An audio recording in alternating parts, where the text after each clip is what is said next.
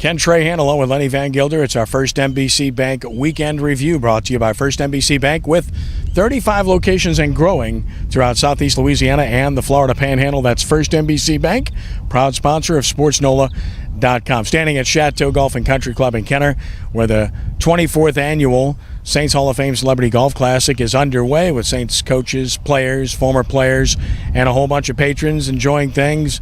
Blessing for good weather this morning and a good cause raising money for the Saints Hall of Fame, Lenny, and obviously it's a melting pot for fans and media. It is, and this is really, in my mind, one of the signals that we are back to football. This event, OTA's getting ready to get cranked up. You just had rookie mini camp this past weekend. From here on out, it is pretty much all football. And you're right, a terrific event, terrific weather.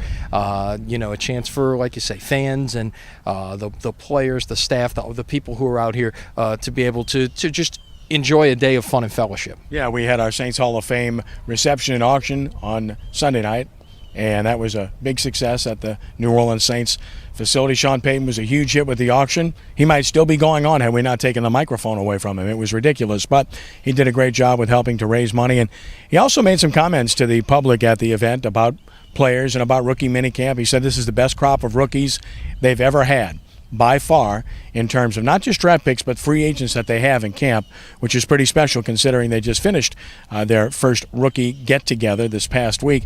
And he made a comment about Delvin Breaux and about watch out for this guy, he could be special. And I think those are the kind of comments you're looking to hear. Yeah, that's this time of year, it's kind of like just opening those presents at Christmas time. Everything feels good, and obviously you're looking at guys in shorts, and a lot's going to change once you get into camp and pads get on. But still, I think there's a reason for some optimism with some of the young players. Obviously, this was a very deep draft in terms of how the Saints were concerned, just based on the sheer number of picks and where those picks happened, plus some of the free agents they were able to pick up. Was also interesting to hear some of the news this weekend about some of the veteran players who were in for tryouts and some of the guys that they have reportedly signed, including the wide receiver Josh Morgan. It could change some things at some of those position battles. Pelicans, of course, the search for a new head coach is on, and right now the preponderance of the speculation surrounds Tom Thibodeau, and it's all about whether or not he can escape Chicago, whether they will fire him or whether they're going to demand a trade of some sort to get him. That could really muck it up a bit because by all indications there is mutual interest. Would seem to be. That's certainly the reports, and you would think that's the case, but again, if it gets to a trade, what are you going to trade? We're talking draft picks here. We're talking cash. What's involved in this thing? Who knows? And just how important is it? This is the route to take. So this thing will certainly play out here in the next few days, and ideally by the end of the month, we may have an answer on who the new Pelicans coach will be. And of course, if he does end up with the Pelicans, he must change his pronunciation to Thibodeau. But stay tuned. All right, baseball. Great news for LSU, win the SEC, and they did it in very convincing fashion, coming back from blowing a lead on Thursday night to winning 2 straight over South Carolina, number 1 seed in the SEC tournament, certainly a national seed already. And then, of course, Tulane winning 2 out of 3 at Memphis. What a terrific comeback they made, Lenny, after losing that first game, which should put them in. Louisiana Lafayette in pretty good shape. Southeastern Louisiana, obviously, in very good shape. Yeah, I think as it stands now, LSU, regardless of what happens, is a national seed. Are they the number 1 seed regardless of what happens?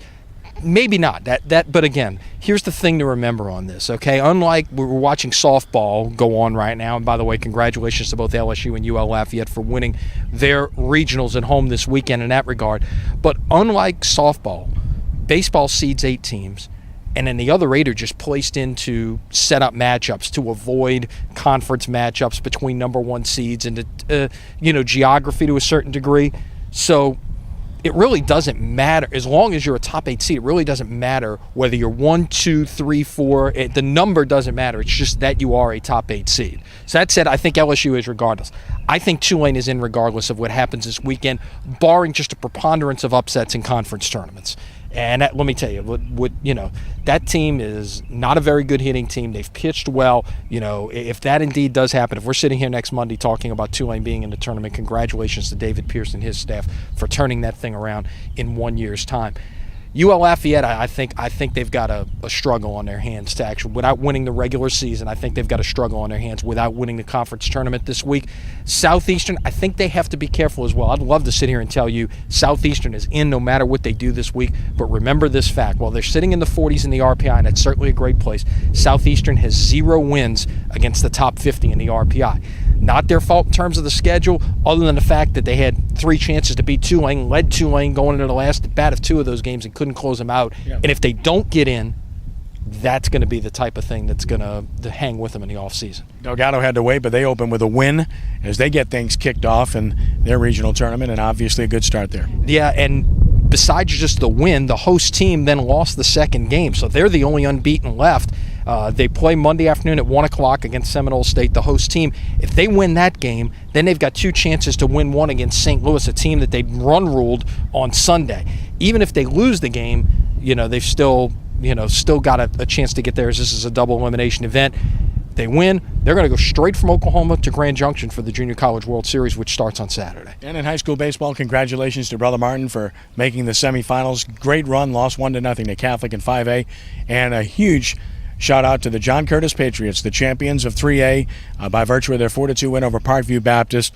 Daniel Cabrera, the bad news is people have to wait a couple of years to see him do something at the next level, which may be college or it might be professional baseball, because he's that good. He is. And, look, it's all about, getting things together at the right time. And, Cabrera started the year slowly, was coming back from injury, and, was outstanding at the end of the year, downright extraordinary on the mound.